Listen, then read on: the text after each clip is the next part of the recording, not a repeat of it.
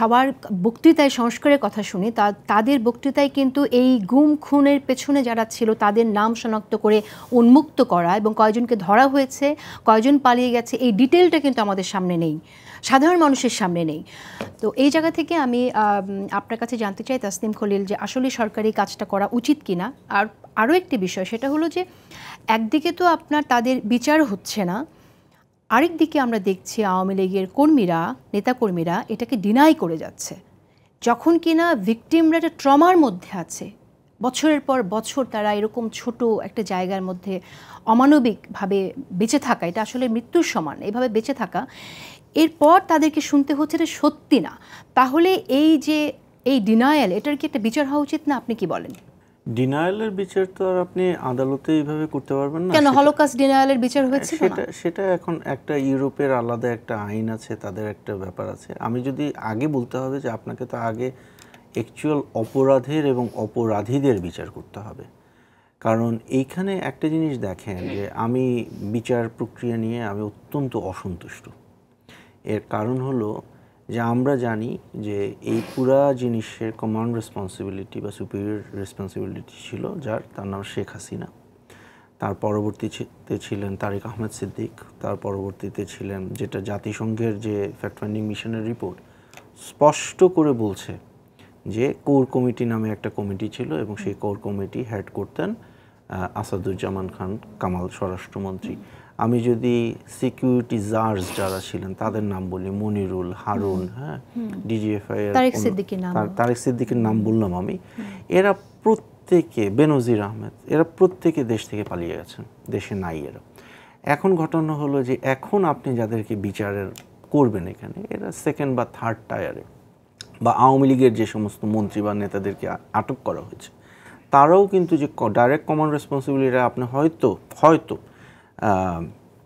ইয়ের ক্ষেত্রে প্রমাণ করতে পারবেন, সালমানের রহমানের ক্ষেত্রে হয়তো প্রমাণ করা সম্ভব হবে, বাট আপনি ওবায়দুল কাদেরকে কোথায় পাবেন?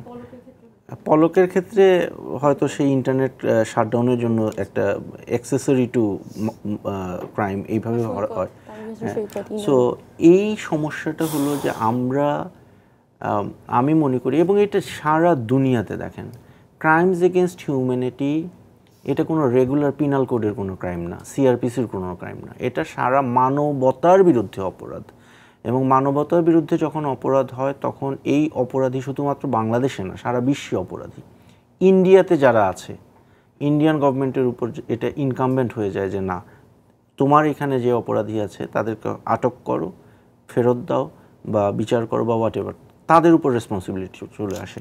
আনফর্চুনেটলি বাংলাদেশে এটা আমরা কোনোভাবেই দেখছি না। কারণ বাংলাদেশে আমাদের একটা প্রবণতা হলো যে না, আমাদের দেশ, আমরা সব নিজে নিজে করে ফেলবো। যেটা আইসিটির যেটা হচ্ছে, আইসিটিতে একজনের পর একজন জামাত এবং বিএনপির নেতাকে ফাঁসি দেওয়া হয়েছে, এবং এই প্রতিটা কেস আপনি যদি দেখেন এটা কিন্তু খুব কোয়েশ্চেনেবল ওয়েতে এই কেসগুলো ডিল করা হয়েছে। তো যে আদালত এত বিতর্কিত, সেটা দিয়েই আপনি এখন আবার নতুন করে একটা বিচার করার কথা বলছেন। এবং তার থেকে বড় কথা হলো যে যারা মূল আসামি তারা একজনও দেশে নাই। এবং ওই যে আইসিটির বিবৃতিতে চৌধুরী মঈনুদ্দিন বা আশরাফ বলে একজন ছিলেন আমেরিকায়, তাদের ফাঁসির রায় হয়েছিল, ওনারা বহাল তবিয়তে আছেন। হ্যাঁ, তো শেখ হাসিনার ক্ষেত্রেও এটা হবে। আমি প্রথম থেকেই বলে আসছিলাম যে বাংলাদেশ যেন এই কেসটা আইসিসিতে রেফার করে দেয়। আর আইসিসিতে রেফার করে দেয় এই যুক্তিটা সবাই মোটামুটি মানেন, জানেন, কিন্তু তারা এটা বলেন না।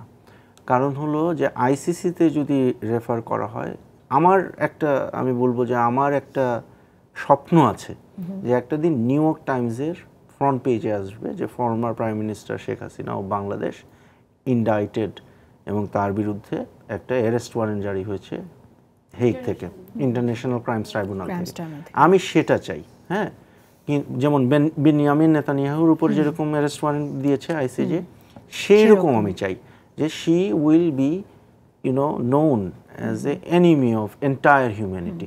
কিন্তু এখানে আমাদের বাংলাদেশের যারা, বিশেষ করে আমলা যারা আছে ফরেন মিনিস্ট্রিতে, এরা এটা চায় না। কারণ এদের অনেকেই আসলে ওই আমলে বিভিন্ন ধরনের সুযোগ সুবিধা পেয়েছে। তারা আমাদের এই কেসটাকে কোনোভাবে ইন্টারন্যাশনালাইজ করতে দিতে চায় না। ফরেন মিনিস্ট্রির কথা বলছেন, তখন কিন্তু বিদেশি প্রভাবের কথা প্রসঙ্গও চলে আসে। সেই অবশ্যই। দিকটায় আপনি কিছু বলবেন কি? কারণ আমাদের এখানে তো এখনো কিন্তু ভারতের সাথে কথা বলতে গেলে আমরা অনেককে দেখি না, এখন পর্যন্ত আমরা দেখেন, নোট দিস, আমরা জুলাই থেকে অগস্ট মাসে ইউনূস সাহেব মানে ট্রানজিশনাল গভর্নমেন্টে আসলেন, তারপর থেকে এখন পর্যন্ত কতগুলো মাস, ফেব্রুয়ারি রাইট, এত দিনে আমরা একটা কমপ্লিট কোহেরেন্ট ওভারভিউ পাইনি বাংলাদেশ সরকারের কাছ থেকে। জুলাইয়ে কি হয়েছে, কে আসলো, ওই জাতিসংঘের ফ্যাক্ট ফাইন্ডিং মিশন।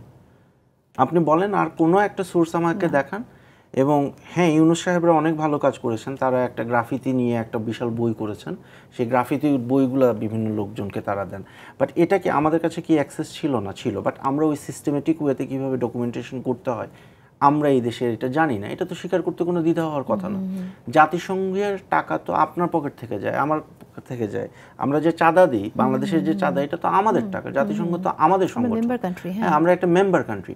কিন্তু যখনই এই বিষয়টা নিয়ে আপনার মানে আলাপ তুলবেন, ফরেন মিনিস্ট্রি থেকে এক ধরনের মানে একটা আছে না, জাতিসংঘকে বাংলাদেশে বেশি আসতে দেওয়া যাবে না, আমরা এদেরকে বেশি পাওয়ার দিতে পারবো না, এদের বেশি ইনফ্লুয়েন্স করতে পারবো না, এটা তো একটা আছে।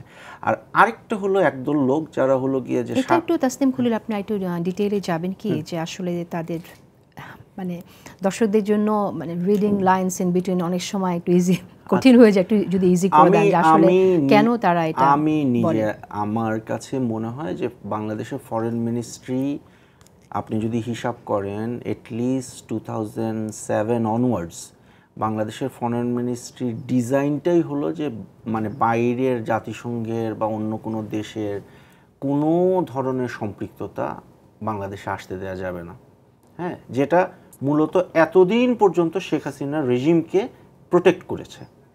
এবং এই যে মাসল মেমোরি, এই ফরেন মিনিস্ট্রির যে মাসল মেমোরি, যে না আমরা জাতিসংঘকে রেজলিউশন আনতে দিব না, আমরা জাতিসংঘের অফিস হতে দিব না, এটা করতে দিব না, ওইটা করতে দিব না, এটাও তাদের মাসল মেমোরির অংশ। এবং এটা কিন্তু আওয়ামী লীগকে এখনও সার্ভ করে যাচ্ছে। এবং এখন যিনি ফরেন সেক্রেটারি আছেন, ইনি কিন্তু আমলা ছিলেন, ইনি কিন্তু কোনো জনপ্রতিনিধি কখনোই ছিলেন না।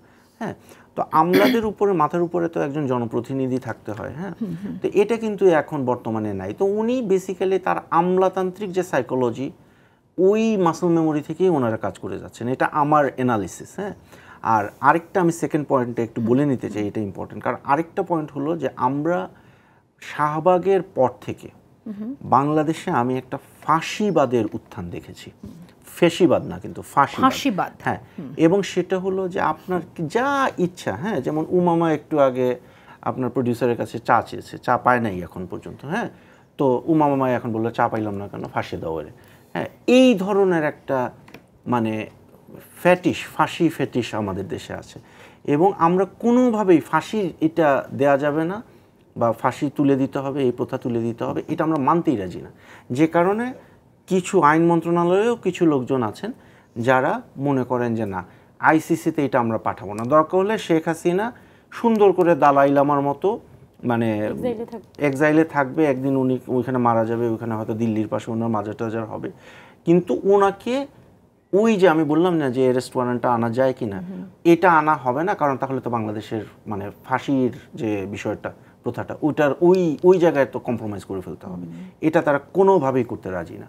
তো এই দুইটা পয়েন্ট, একটা হলো যে ফরেন মিনিস্ট্রি থেকে এক ধরনের পুশব্যাক, আর আরেকটা হলো এই যে আইন মন্ত্রণালয় বা এই ধরনের যারা আছেন, জুডিশিয়ারিতে যারা আছেন, তাদের একটা মানে ফাঁসিবাদে আক্রান্ত যে একটা প্রবণতা, সেটা।